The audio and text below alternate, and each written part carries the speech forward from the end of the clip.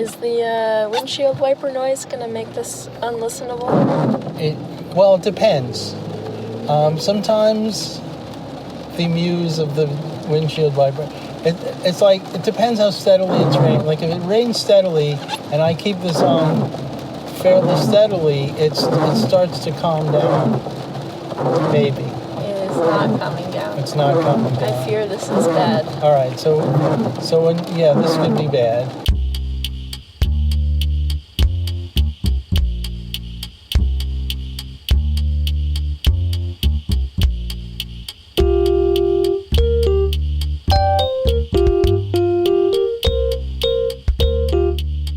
Episode 11, Fight, Flight, Freeze, or Fawn.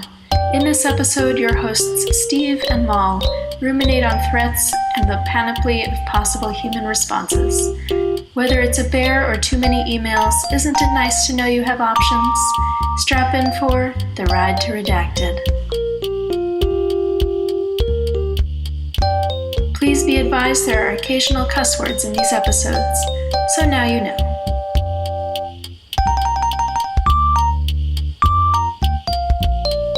All right, this could be a problem, friends. Well, why don't you make it less fast? Yeah. Maybe what I'll do is I'll only sporadically. We'll drive blind, so that we can. Do you need to tell the story of Mom on the motorcycle? No. Why Was not? that a disappointing answer? Yes. We'll just leave it there. All right. Okay. Would you like to tell the story? I wasn't there. Okay. All right. I was not yet in evidence. Right. So the thing is that Nikki and I, your mom and myself, were in Bermuda, and we rented a motor scooter, which, to us was like easy rider, like a chopper, but it was a scooter. All right, fine. We hadn't done much scooting, if any, before. I think I got there a day or two later than Mom. Mom had gotten there before. This is before we were married. We met up in Bermuda. Still in the dating phase of our relationship. It seems like a pretty extreme date. Yeah. Like to go to Bermuda together. For jet setters like ourselves. Back in the day, we weren't the stodgy people you know us as now. We would think nothing of biffing off to Bermuda just to hang out. Apparently. I think it was all her idea, by the way. Mm-hmm. But then, so there came a moment where I was like on the back of the scooter. Your mom was like in the driver's seat, whatever. And we're tooling along the roads of Bermuda. And at a certain point, we've been going maybe 15, 20 minutes. Some traffic, and not a huge amount. But, for the scooter, we're going at a decent clip and everything. And we stop. Maybe she stopped to take care of something. And it was only then that I learned that her contact lenses, under the influence of the salt air in Bermuda, were like... milky is an understatement. They were basically opaque. And I was like, how long have you been driving like this with me on the back? And she said, the whole time. And I was impressed by that, one way or the other. Yeah. I think... what else do you remember about this story? Well, I think that perfectly illustrates a specific dichotomy between you and Mom that people who I introduced to you to tend to misconstrue. They tend to think of you as the more laid back one because you talk more and you have smoked pot in your life and give those vibes. And you do a little bit of a surfer vibe. Yeah, you do improv. I will cop to that. Yeah. Your D&D character's name is Uber. And alter ego. Frankly. Alter ego. Yeah. And Mom is a little bit quieter when getting to know her. Right. We don't want to use the word Maybe uptight, slightly or do drier. No, I don't think she's uptight at all. And, all right, but, and I think this story perfectly illustrates that, because she's way more casual about certain things than you. She like set something on fire in the oven and then closed the door and was like, it'll burn itself out. And you're like, it'll take the house with it. What are you talking about? I might need to like judge that little anecdote up. But right, exactly. There are areas where I'm chill and they're not, you know. I think that Grandma is really like that too, because she's like very high-strung about certain things, and other things she's like total badass, couldn't give a fuck about. She's like, yeah, I'll write a novel about how cults are in America to like the end of Nazism. They're like a continuation of that, and get death threats, you know, at my home where my children live and whatever. No, actually, but she won't own a microwave. There was, all right, fair enough. Just to correct the record slightly, there were no death threats. Incredibly, it was a quaint earlier era. Well, she have a huge lawsuit. Yeah, it was her?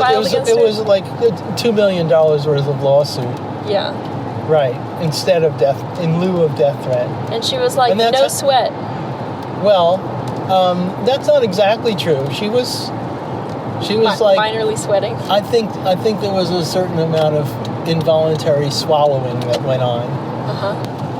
Right. So how did we get onto that? What does that have to do with anything that might come next? That your mom can also be both high-strung and chill. Right. But I mean, I think it's may not apply to this particular moment in her life, but I think you're right in general. She can be chill about some things, and I mean, she would tell you that when she was a younger person, younger than the current 97,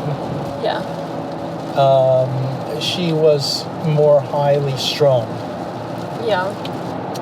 And a more anxious person. And she credits her contact with the somewhat accidental guru, Jiddu Krishnamurti, sort of anointed at a very young age as like the next big thing in your guru department. She feels like once she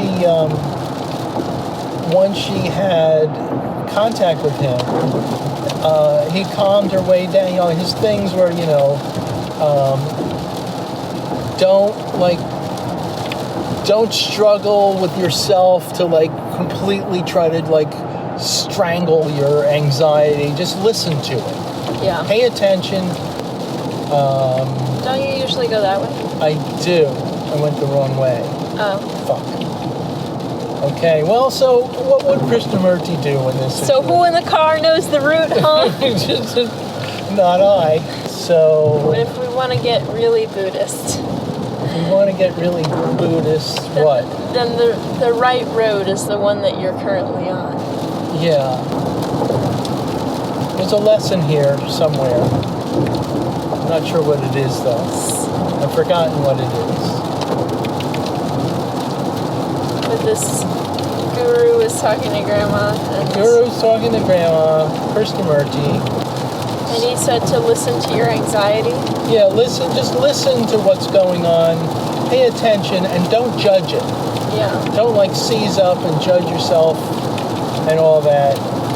Just listen. Yeah. And that was like a big... And she credits him for calming her down as a human being. Well, I think that is something that, you know, mental health professionals say about anxiety, is that the anxiety it's like a seatbelt locking up when you like, you know, hit it hard, like when your body like moves forward really hard and it like locks up. It's like in order to calm it down, it's like you have to realize that the anxiety is reacting to something because it thinks that it's a threat to you, and it's trying to like protect you by making you hyper aware of your surroundings. It's like an evolutionary feature. The fight or flight response. And even if it's just reacting to you needing to send some emails, you're like, I need to pay attention to the fact that this is making me really anxious, I still have to do the thing, but there's a way to approach it like a wary horse, and not let it kick me and win its trust. I feel like that we are adventuring into the land of mixed metaphor. Yes. I thought we were adventuring into the land of redacted. Well, we're doing them both at the same time. Okay, can we all agree? I always love to channel my inner Owen Wilson in the Darjeeling Limited. Check it out. Can we all just agree that it's kind of a weird thing that, so in cave person days, right? Yes. So there'd be like a bear or something, whatever they had. I don't know if they had bears. They had something. Do we have bears? Fulfilling the niche within the ecosystem of a bear. Some bear, like, for the purpose of this discussion, creature. And you've just finished taking a shit or something. You're just coming out of the cave in the morning, trying to get rid of the sleep mouth, however you did it before the invention of the toothbrush, and you're coming out. This is like your typical caveman day I'm describing here. Yeah. And Tuesday. And then just on a Tuesday, coming out, you're thinking about you're going to have some leftover something for breakfast. And there's a bear or something like the bear. It's like right there, a mountain lion, a bear. And, you immediately go into fight or flight response. And can we all disagree that it's a little weird that fast forward to today and now you get the same feeling from too many emails? Yes. That's all I'm saying. But also, I think they've updated fight or flight to include two other common responses to stressors and danger like that. Yeah. Fight, flight, freeze, and fawn. So, freeze is freeze. You freeze up. It's got to start with an F sound, though. Yes. That's the important thing. And fawn is a response you typically see with abuse victims, abuse survivors, where they try and ingratiate themselves with the other person, specifically as a trauma response, specifically as a stressor response. They try and ameliorate whatever is making them really anxious. By fawning on the abuser. Yeah. That's a wonderful knife you've got there, sir. I mean, yeah. in domestic abuse situations. Well, actually, kind of. All right, so recent things on your mind recently. Yeah. I had a thing that I'm happy to bring up. Yes, but please. Because I already have it, I opened the car floor, but not the car door, to you. Anything else before I go into my thing that was on do my... it. Whatever. All right, okay. So, this past Friday, today being Sunday, at the office, as you may know, I'm visited by these guys that I call the Lubavitchers, the Yes. Orthodox Jews. So late on a Friday afternoon, they come in, as they are wont to do, and, trying to convert me. Your mom has educated me that, the main thing, they have a little bag, the tefillin that you put on. Yeah. The phylacteries. Prayer phylacteries. Yeah. To use a much better known word. Yes. The tefillin. Tefillin. Phylacteries. You get it. So they come in, to ask you to put it on. I had my phylacteries removed. Yeah. I just have one phylactery. And just my left phylactery. I still got. But seriously, let's take this. Come on, this is serious.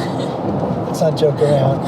And so I actually, after these many years of being, proselytized to put on the tefillin, I asked your mom, who knows about this stuff. You may know this.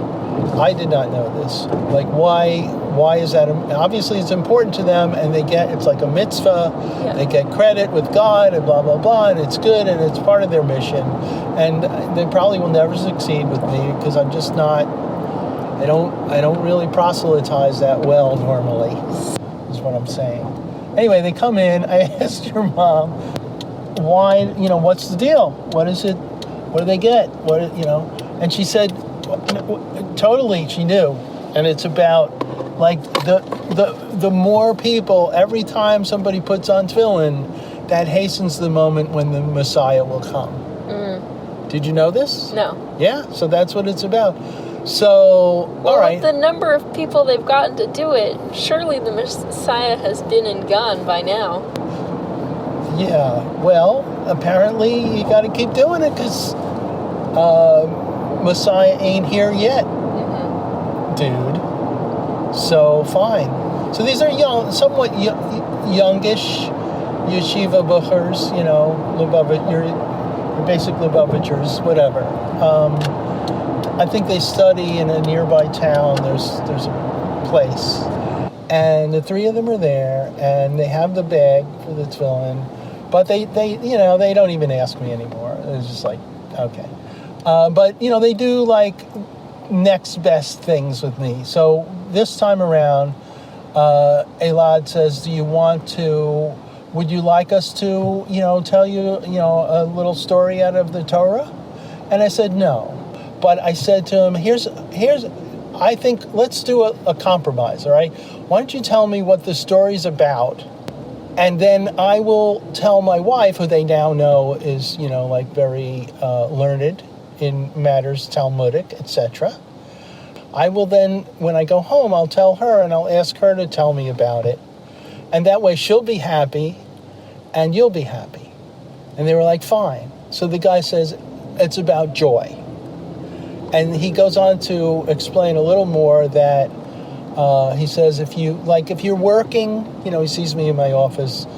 Let's say you're working and you've done something wrong, you've made a mistake.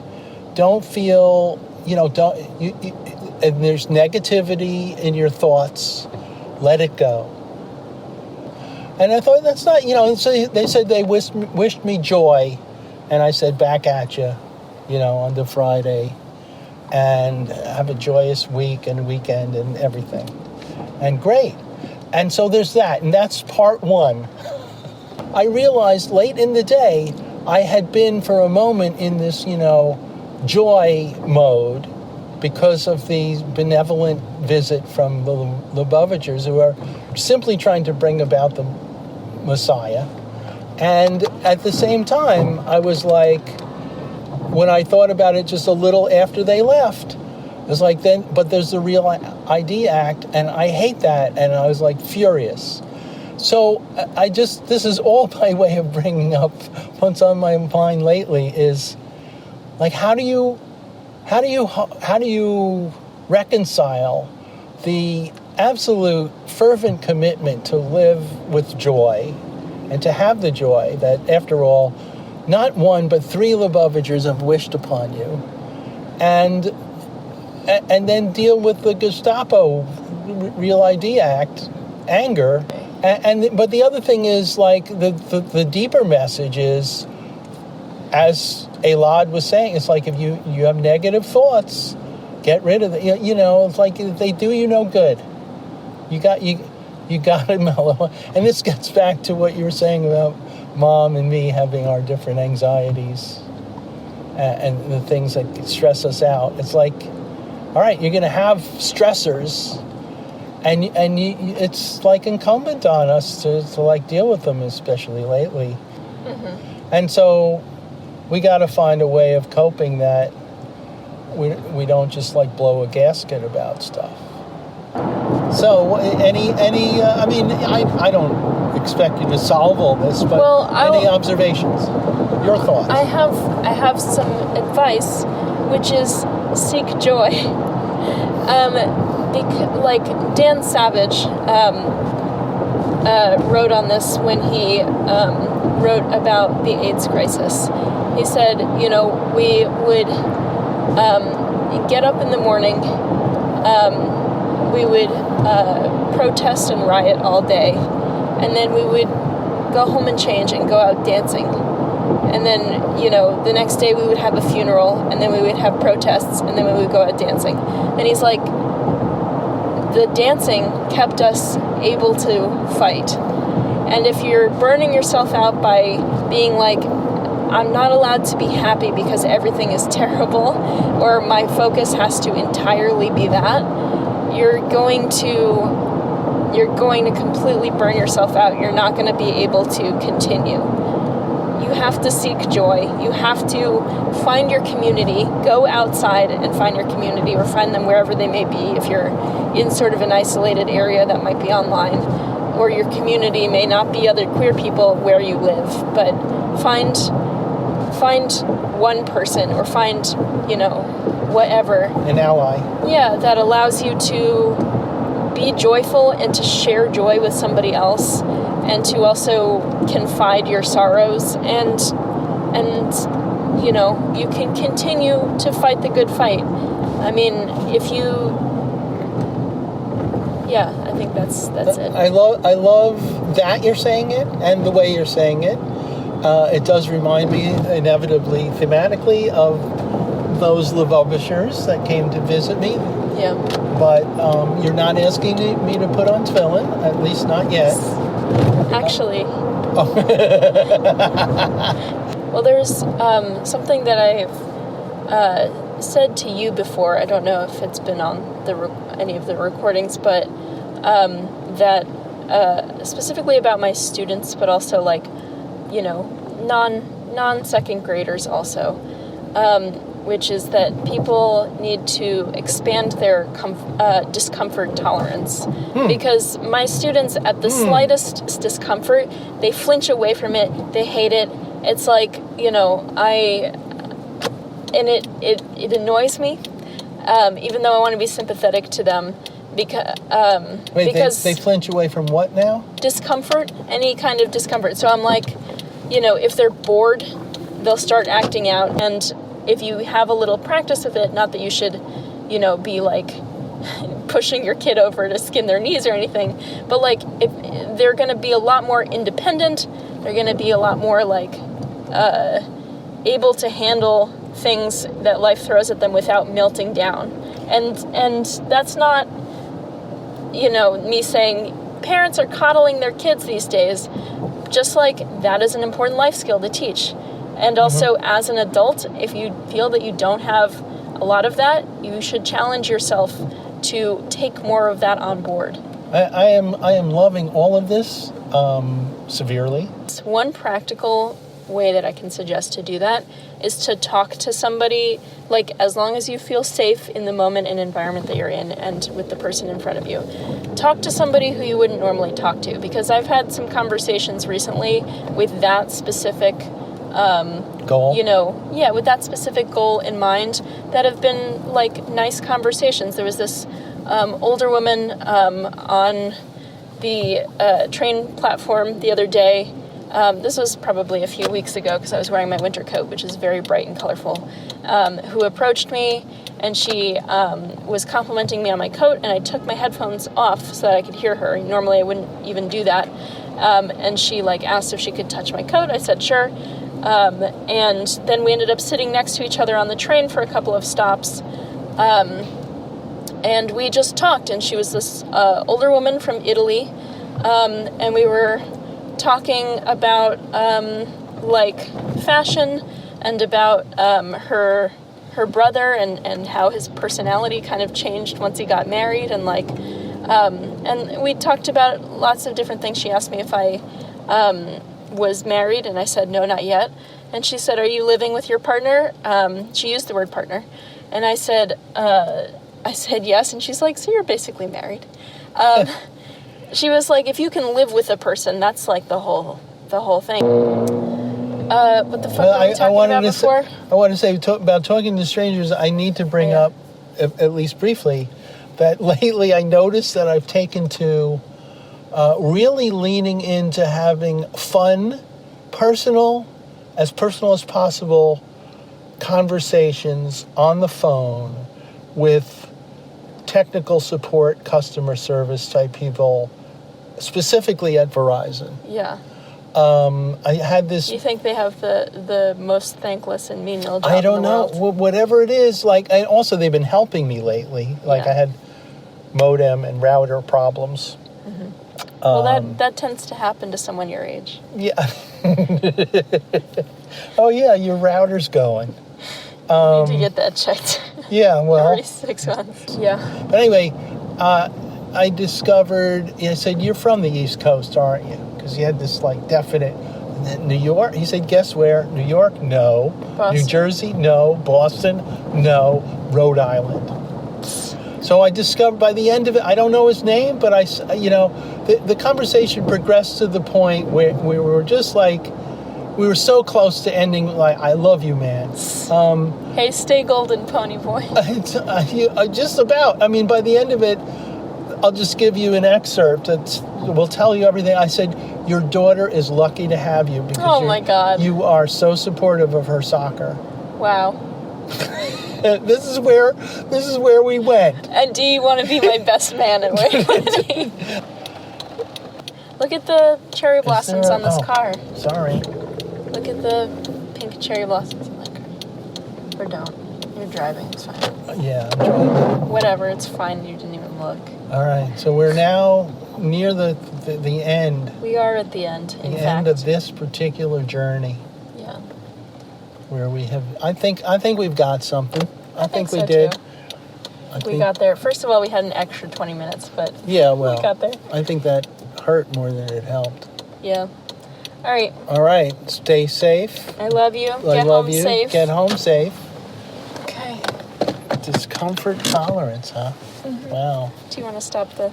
Yeah, I guess so. I don't know. Maybe I'll keep it running I don't know. On the way back. I'm sad. I'm what? I'm sad. Okay. It's like the droopy dog thing from, like... I'm sad. I'm sad. I'm sad. It's like, not Looney I Tunes, don't but something know. like that. Yeah. What was his name? I think it was Droopy Dog. Droopy. Yeah. He needs some joy. Yeah. See ya. Bye. Bye.